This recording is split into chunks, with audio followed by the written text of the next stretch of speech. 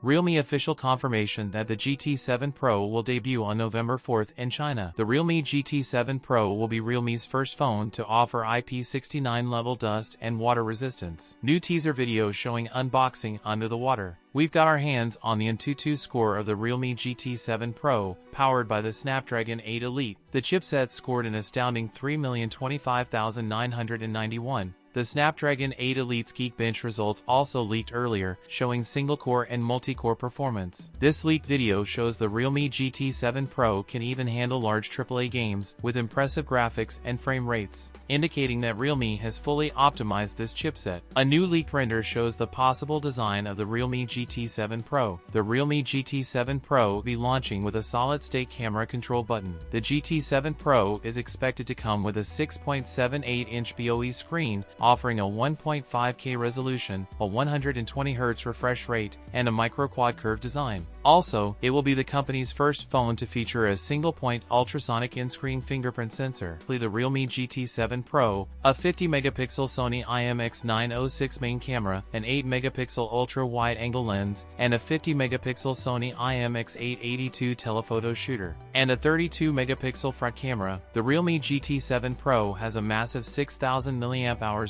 with 120W fast charger. That's it for today's video. If you enjoyed it, don't forget to like, comment, and subscribe for more content. Thanks for watching, and I'll see you in the next one.